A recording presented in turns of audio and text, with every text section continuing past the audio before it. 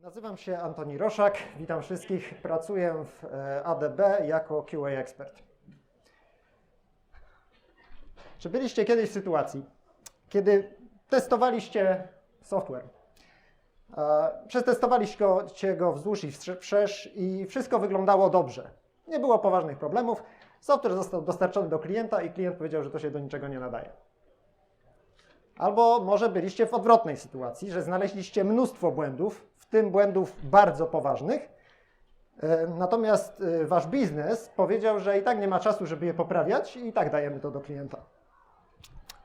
Czasem może czujecie się jak ostatni sprawiedliwy, któremu jeszcze zależy na tym, żeby coś było lepsze z tym oprogramowaniem, ale nikt nie podziela jego opinii. Dzisiaj chcę wam opowiedzieć historię, jak podobne problemy mieli reprezentanci zupełnie innej sztuki, zupełnie innych zawodów niż my i jakie znaleźli odpowiedzi na te pytania. Po pierwsze chcę powiedzieć, jak rozumiem różnicę między jakością a testami, żeby było jasne na początku zaraz prezentacji. Słuchajcie, jak kupujemy jakiś produkt, hardware, software, cokolwiek, to możemy zaobserwować jego jakość. Nie możemy za bardzo zaobserwować, jak on był testowany. Oczywiście, jak jest zupełnie do niczego, to mamy, kto to testował, ale zwykle widzimy jego jakość. Natomiast czym jest testowanie? Testowanie pozwala nam tę jakość uzyskać. Pewnie. Samo testowanie jakości nie zmieni.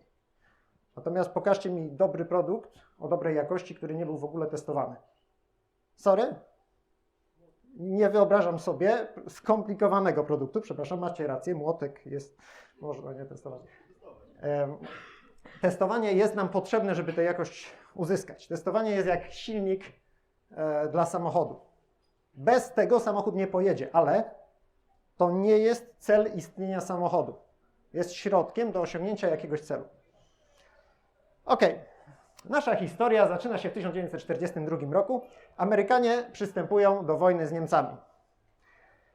I szybko orientują się, że żeby pokonać Niemców, trzeba będzie zniszczyć ich machinę wojenną. Fabryki, węzły kolejowe, porty, nie wiem, magazyny, rafinerie, elektrownie, tam wszystko, co Niemcy potrzebują, żeby produkować broń i prowadzić wojnę. No więc Amerykanie przebazowują swoje lotnictwo do Wielkiej Brytanii i z Wielkiej Brytanii zaczynają robić naloty na niemieckie instalacje wojskowe. No i to całkiem nieźle idzie.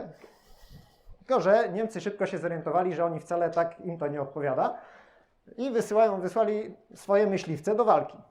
A efekty były takie, że te bombowce, duże, ciężkie, ponosiły ogromne straty.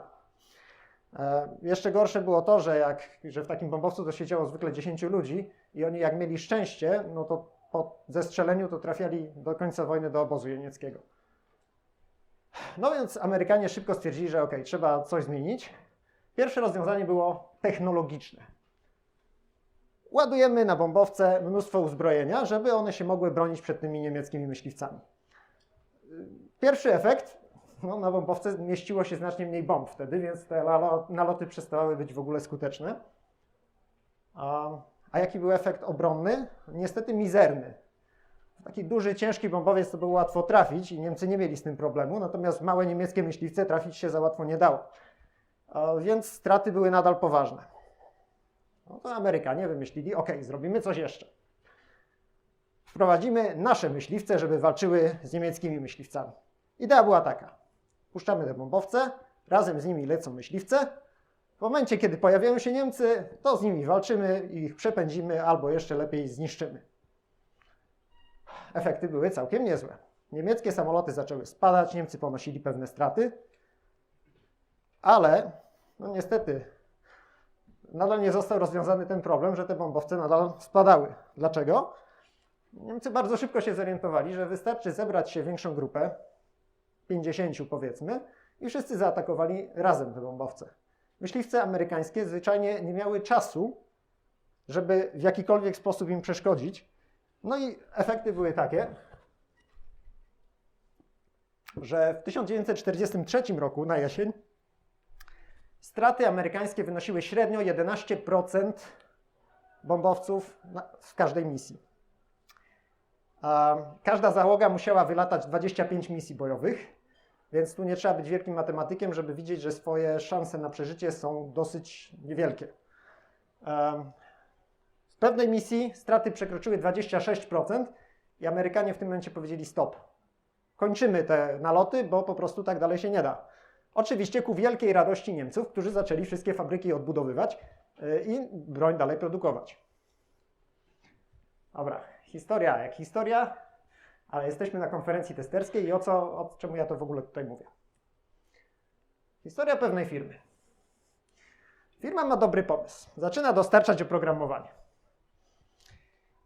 Oprogramowanie niestety ma problemy jakościowe, nie spełnia wymagań klientów, no i firma niestety nie odnosi takiego sukcesu, jak na początku sobie wyobraziła. No to firma stwierdza, że dobrze, no nasi programiści będą bardziej dbać teraz o jakość, będą testować swój kod. Efekty? Efekty są takie, że programiści mają więcej pracy. Jasne. Ale efekty, jak chodzi o jakość, są słabe, no bo jesteśmy ludźmi.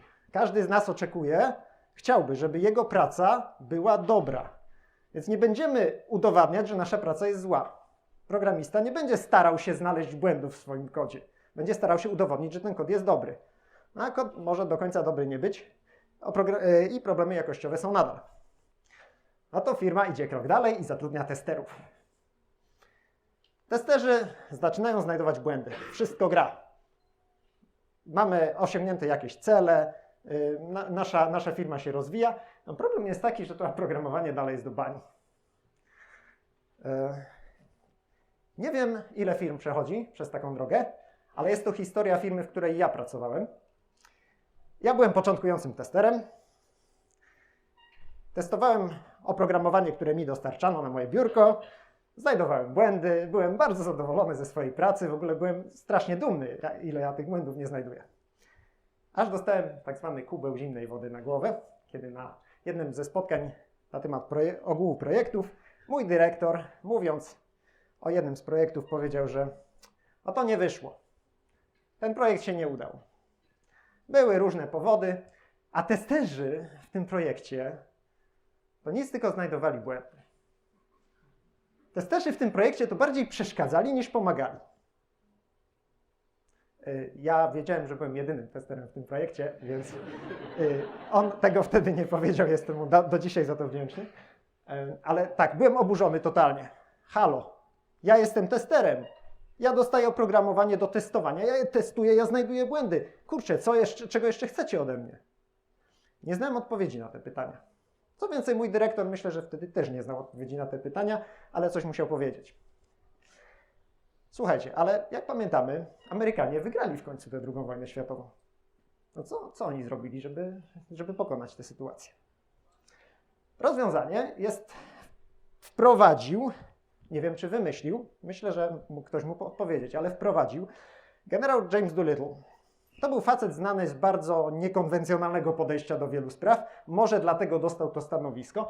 On objął dowództwo 8 Armii Powietrznej, czyli tych sił, które były odpowiedzialne za naloty na Niemcy.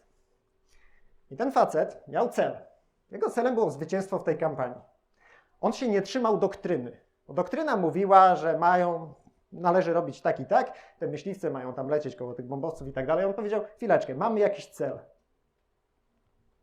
Obserwacja była prosta, którą poczynił.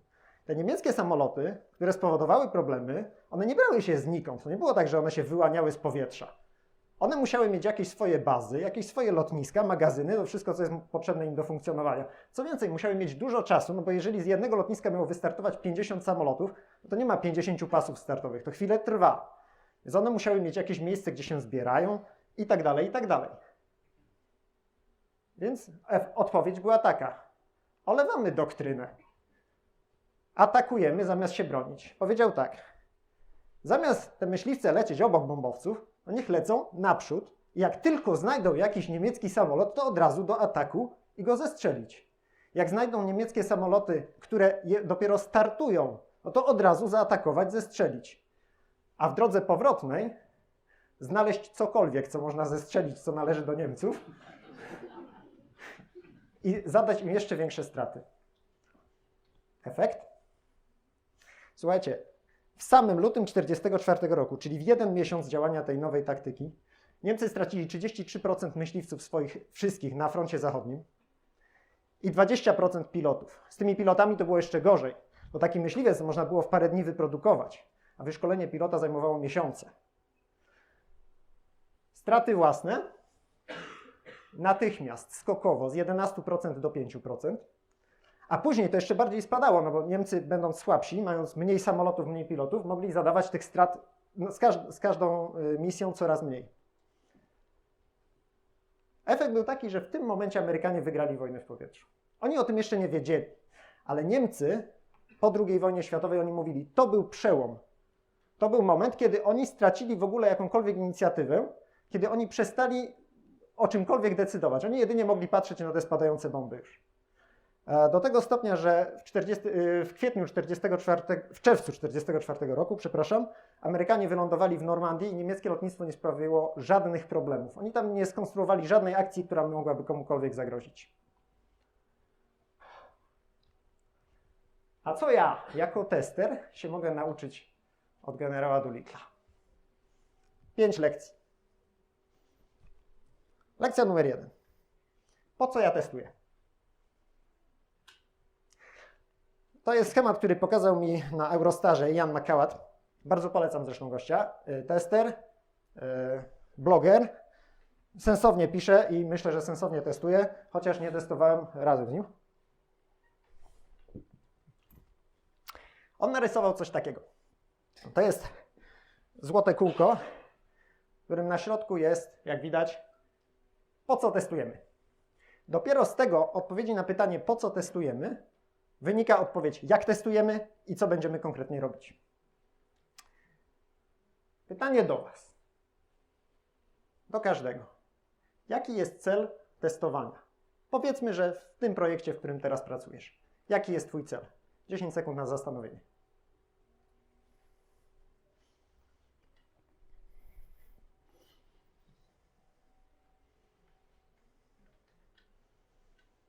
Ok, czy ktoś chce się podzielić? Raport. Ktoś inny? Wypłata. Wypłata. Pytasz o cel testowania czy o projektu? Cel testowania. Tego, co Ty robisz. Mierzenie jakości. Mierzenie jakości. Czyli raport. Ok. Jeszcze? Przepraszam? Zapewnienie jakości. Ok. Cele są. To dobrze. Oczywiście każdy z nas ma cel, nawet jeżeli nie jest tego świadom, ponieważ my jako ludzie nie działamy bezcelowo. Ok, czasem siedzimy przed Facebookiem, ale generalnie działamy z jakimiś celami. No teraz ważne pytanie. Jak ten cel testowania ma się do celu biznesowego działania Waszej organizacji? To jest pytanie, którego mi wtedy zabrakło jako testerowi początkującemu. Ja nie wiedziałem, po co ja to robię. Ja nie wiedziałem, że tam w ogóle jest jakiś klient, znaczy coś tam słyszałem, ale są jacyś użytkownicy? Może. Ale nie wiedziałem nic na temat całej otoczki, całego biznesu, który się wokół tego toczy. I to był mój problem, bo potem sobie uświadomiłem, że sukces biznesowy mojej organizacji to jest sukces testowania, jeżeli ja do tego się przyczynię. Tu mam jakieś aplikacje, jakieś oprogramowanie na telefonie. Jak ono działa dobrze, no to jakie mam zdanie o testerach, którzy je testowali? Dobra robota. Nie interesuje mnie, jakie oni stosowali techniki i tak dalej. Dobrą robotę wykonali. Czasem myli się cele ze środkami, bo teraz będą 2 przykłady celów, które usłyszałem kiedyś realnie. Celem jest automatyzacja. Bomba!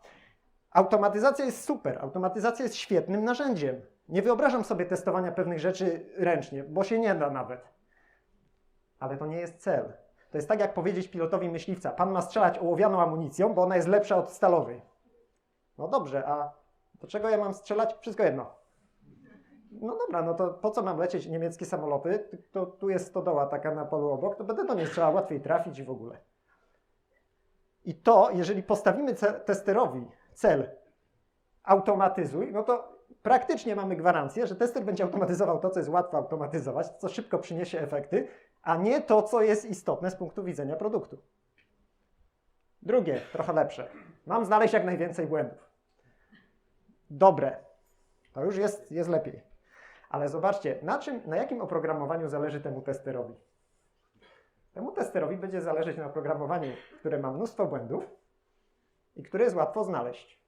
Czyli dokładnie odwrotnie niż to, na czym zależy firmie, bo firma chce, żeby tych błędów było mało i było je trudno klientowi znaleźć. Oczywiście, my jesteśmy testerami, my znajdujemy błędy, to jest nasz obowiązek, ale to nie jest cel. Dobra, to jaki jest cel? Ja byłem kiedyś w projekcie, gdzie moim celem było udowodnienie, że coś, co dostarcza nam inna firma, jest niskiej jakości. Dlaczego? Bo to były tam sprawy kontraktowe i chodziło generalnie o pieniądze. Miałem udowodnić, że oni się nie wywiązali ze swojej roboty, ale to się zdarza stosunkowo rzadko. Jeżeli pracujecie w firmie konsultingowej i testujecie kod, oprogramowanie, które jest produkowane przez kogoś innego, to zwykle macie jakiś kontrakt i waszym celem jest wypełnienie tego kontraktu. Jeżeli produkujecie oprogramowanie dla klienta zewnętrznego, jeżeli jesteście częścią teamu projektowego, to najczęściej celem jest akceptacja tego oprogramowania przez klienta. W końcu, jeżeli na przykład pracujecie w IT wewnętrznym jakiejś firmy i produkujecie narzędzia dla waszych kolegów po fachu, no to celem jest to, żeby ci użytkownicy mogli tym oprogramowaniem się łatwo posługiwać i realizować swoją pracę wydajnie. Ok, lekcja druga. Skąd biorą się nasze problemy jakościowe? Generał Doolittle zauważył, że one skądś tam powstają i one nie pojawiają się znikąd. On przeprowadził coś takiego jak analizę przyczyn tych problemów. Skąd to się wzięło? Nie wiem, ilu z was to przeprowadza, ale każdy błąd, który znajdujemy, ma jakąś przyczynę. On się nie wziął znikąd. Ja kiedyś myślałem, że to jest tak, że jest jakiś programista, on pisze kod. Ja jestem tester, biorę ten kod, testuję, sprawdzam, dobrze, źle, zgłaszam błędy, koniec. Nie, chwileczkę. Potem sobie uświadomiłem, że to tak nie jest. Przed tym programistą jest najczęściej jakiś architekt, który definiuje, że tu interfejsy będą takie i takie, że struktura projektu będzie taka i taka. Przed nim jest jakiś właściciel, który mówi, co to oprogramowanie ma robić, po co my je w ogóle produkujemy. On definiuje jakieś tam wymagania. Co więcej, przed tym jest jeszcze jakiś klient. Klient definiuje swoje wymagania. To wszystko są ludzie, a ludzie popełniają błędy. Jeżeli ja jako tester będę się skupiał tylko na kodzie, to ja nie wychwycę błędów, które powstają na tych wszystkich pozostałych etapach. Niektórzy mówią, że klient ma zawsze rację. Nie. Sorry. Niedawno miałem sytuację, gdzie klient zażyczył sobie od nas rozwiązanie, które było niezgodne z prawem. Okej, żeby było jasne, to nie był klient mafijny, ani przestępczość zorganizowana. To był klient, który był nieświadomy, że to, co sobie życzą, jest niezgodne z prawem. Ale gdybym, zobaczcie, w tym momencie ja jako tester to wykryłem i powiedziałem halo, stop. Zobaczcie, że gdybym ja tego nie wykrył, jest ryzyko, że to by przeszło do jakiejś definicji produktu, do jakiejś architektury, w końcu do kodu. Mnóstwo ludzi by się napracowało nad realizacją tego rozwiązania, które okazałoby się później, że sorry, stop, produkcja, nie idziemy, bo to jest niezgodne z prawem. Ile ludzi by się narobiło bez sensu? Ile funkcjonalności przydatnej zamiast tego można by zrealizować? A co więcej, nawet jeżeli to już jest zakończone i nawet jak ja ten kod wytestowałem, to jest jeszcze jakiś biznes, który podejmuje decyzje. To są ludzie, oni popełniają błędy. Zobaczcie, że jeżeli ja, tester, nie będę informował biznesu o tym, co się dzieje, jeżeli ja 2 dni przed deadline'em powiem, to się nie nadaje, mamy 18 poważnych problemów i nie wypuszczamy tego, to oni mają związane ręce. Ja mogę im to powiedzieć miesiąc wcześniej, może oni będą w stanie coś zrobić z tym. A nawet jeżeli wszystko do tego momentu pójdzie dobrze, to na końcu jest jeszcze jakieś wdrożenie. I wyobraźmy sobie sytuację, że zamiast wersji 1.4.2, która jest dobra, wdrożeniowcy przez pomyłkę zainstalowali 1.4.1, a ona ma taką brzydką wadę, że czasem kasuje listę, wszystkie bazy danych użytkowników. No? I teraz zobaczcie, że wszyscy zrobili swoją robotę dobrze. Tester wytestował kod, no wszystko działa, rewelacyjne oprogramowanie, a klient jest wkurzony. Ja jako tester też mogę patrzeć na to, co robią wdrożenia. Też mogę chociażby zwrócić uwagę, co oni tam instalują. i powiedzieć stop, zanim to klient dostanie. No i na końcu, ja jako tester też popełniam błędy. Ja muszę się na moich błędach uczyć. Mam nadzieję, że wszyscy to akurat tego są świadomi. A jeszcze jedno spostrzeżenie. Przyczyny błędów są stadne. One się grupują. Zasada Pareto mówi, że w większości systemów 20% przyczyn odpowiada za 80% problemów. I tutaj też tak jest. Zwykle jeden z tych obszarów jest odpowiedzialny za większość rzeczy, które w projekcie nie poszły dobrze. A przy okazji, bo tu kiedyś mnie ktoś pytał, to jest przykładowy schemat. Każda organizacja działa trochę inaczej, tu można sobie wyobrazić jeszcze mnóstwo innych ról. To tylko ma zobrazować, ile tych obszarów tak naprawdę jest, w których tester może działać. Wiem, że są firmy, w których się mówi, że testera włączamy dopiero tak, nie wiem, w połowie projektu, kiedy pojawi się pierwszy kod, który on będzie mógł testować. Sorry, ale dla mnie to jest pomieszanie z podplątaniem, bo tester nie ma możliwości przetestowania nic wcześniej.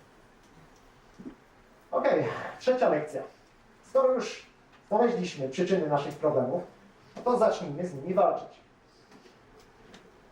To może być dla paru osób oczywiste, ale chcę to powiedzieć, że zobaczcie, jak było łatwiej pokonać niemieckie samoloty.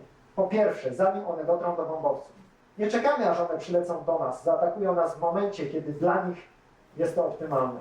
Atakujmy w momencie, kiedy dla nas to jest optymalne. Walczmy z problemami, zanim one przedostaną się do kolejnych osób, zanim na te osoby wpłyną. Drugie, jak będziemy czekać na koniec projektu, żeby się do niego włączyć, to tych błędów już będzie tyle, że my nie zdążymy się nimi wszystkimi zająć. Jeżeli problemy rozwiązujemy jeden po drugim, to mamy szansę rozwiązać ich znacznie więcej. Jest takie afrykańskie przysłowie, jak zjeść słona. Po kawałku. Dokładnie. I najlepsze rozwiązanie. Gdzie było najłatwiej zniszczyć niemiecki samolot? Na lotnisku. W momencie, kiedy problem jeszcze się nie pojawił, jest najłatwiej go pokonać, go zlikwidować. W każdej firmie są takie lotniska, na których są bunkry, w których to stoi. To są procesy. Każda firma ma jakieś procesy, niektóre z nich są zwykle głupie. Są czasem sytuacje, w których pewien proces w firmie gwarantuje uzyskanie błędów. Autentycznie. Na przykład, jesteśmy elastyczni. Reagujemy na prośbę klienta o zmianę. Jasne. Jeden spisuje to w mailach, drugi spisuje to w jakimś issue trackerze, trzeci ma to w historii rozmów na Skype'ie, a czwarty ma w notatkach w swoim zeszycie i jeszcze jest jakaś tablica kuchni, którą pani Hania codziennie mazuje. Ten proces zarządzania wymaganiami, jeśli nazwać to nawet procesem, on gwarantuje, że jeżeli na tej podstawie będziemy robić produkt, to ten produkt będzie źle działał. I my jako testerzy możemy z tym walczyć. My nie jesteśmy tutaj bezbronni. Lekcja czwarta. Zobaczcie, jeżeli to wszystko zacznie działać, taktyka nasza się sprawdzi, to ci goście w bombowcach, dla nich co się zmieniło? Niemcy przestali przylatywać. No skoro Niemcy przestali przylatywać, to po co te myśliwce mamy? Nie potrzeba już. To jest dla nas pułapka. Jeżeli produkty są coraz lepsze, bo dbamy o to, żeby te problemy się nie pojawiały w ogóle, no to nas przestaje być widać. Przestajemy mieć ogromne liczby zgłoszonych bugów. Są firmy, które oceniają swoich testerów po tym, ile błędów znajdą. Jeżeli takiego testera nie widać w tych statystykach, no to pewnie on nic nie robi, obija się i trzeba go albo zmotywować, albo dowalić mu więcej roboty, albo zwolnić, bo jest niepotrzebny. Jakie jest rozwiązanie? No wyjście z ukrycia. Jeżeli ja jako tester będę siedział w mojej zagrodzie i tylko przerzucał raporty o błędach na drugą stronę, no to niestety, sorry, ale widocznie nie będę. Nienawidzę spotkań. Ktoś jeszcze nienawidzi spotkań? Yeah. Spotkania są nudne. Na spotkaniach przez 90% czasu nie dzieje się nic pożytecznego. Większość ludzi gapi się w laptopy, niektórzy w smartfony. Jak zapomnieli, to gapią się w sufit. Ale spotkania są dwa ważne powody, żeby na spotkanie nie iść. Pierwszy, to na spotkaniach pojawiają się te problemy. na spotkaniu zróbmy tak i tak. Wszyscy, aha, dobrze, zróbmy tak. Potem się okazuje, że to gdzieś przechodzi do oficjalnej dokumentacji produktu i na podstawie tego robimy, a była to osoba, która w ogóle nie miała pojęcia, jak to trzeba zrobić. Jeżeli na tym spotkaniu się powie stop, to ratujemy dosyć dużo ludzi przed efektami tego błędu. Drugi powód. Rob Lambert, nie wiem czy jest znany, ale warto poznać, to jest też tester, też bloger. On nazywa to bycie company smart. To znaczy, że bycie company smart według niego to jest to, że cała firma wie, co ty robisz. Okej, duża część firmy wie, co ty robisz i ty wiesz, co robią inni. Dlaczego to się przydaje? Po pierwsze, jeżeli czegoś potrzebujesz, to wiesz, do kogo dzwonić. Po drugie, jak ta osoba odbiera telefon, to wie, kto dzwoni i jest bardziej skłonna pomóc osobie, którą zna, niż osobie, która jest jednym z kontaktów na książce adresowej. No dobra. I lekcja 5. Zobaczcie, że nawet w czasie wojny, kiedy ta strategia zaczęła przynosić efekty, najlepsi niemieccy piloci i tak wiedzieli, jak wystartować, i tak wiedzieli, jak uniknąć pogoni, i tak wiedzieli, jak dopaść w tych bombowce. Nadal będziemy potrzebować testerów. Nie istnieje idealne sito jakościowe. Nawet jeżeli na każdym poziomie działalibyśmy skutecznie, żeby tych błędów unikać, zawsze część błędów przejdzie do kodu i do finalnego produktu i zgodnie z prawem Murphy'ego będą to te najbardziej wredne, te najtrudniej wykrywalne. I do tego potrzebujemy najlepszych testerów.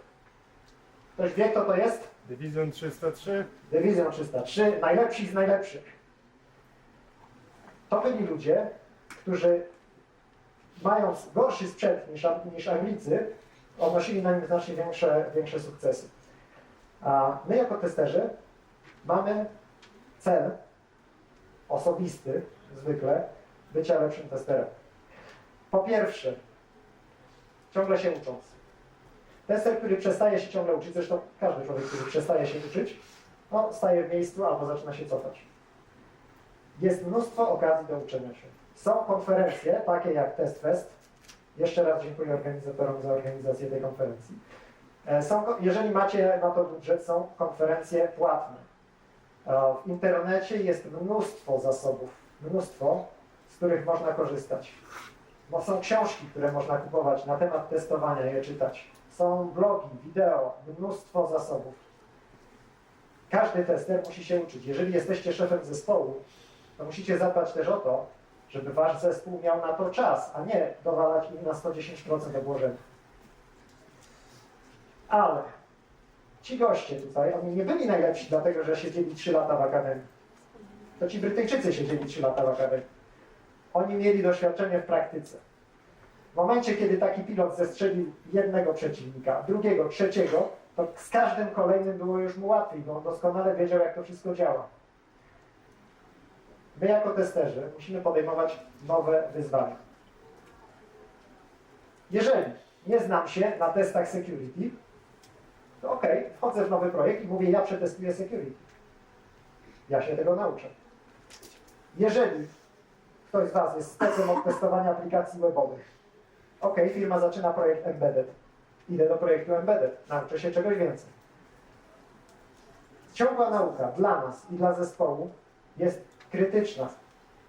Z tych wszystkich lekcji chyba ta jest najważniejsza, że ciągle potrzebujemy się szkolić. A kampania będzie trwać.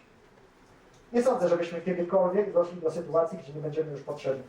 My cały czas będziemy musieli walczyć o tę jakość, o to, żeby te produkty były lepsze. Przypomnienie, jakie 5 lekcji stosujemy? Pierwsze, nie tracimy z oczu naszego celu biznesowego, a nie tylko krótkoterminowego.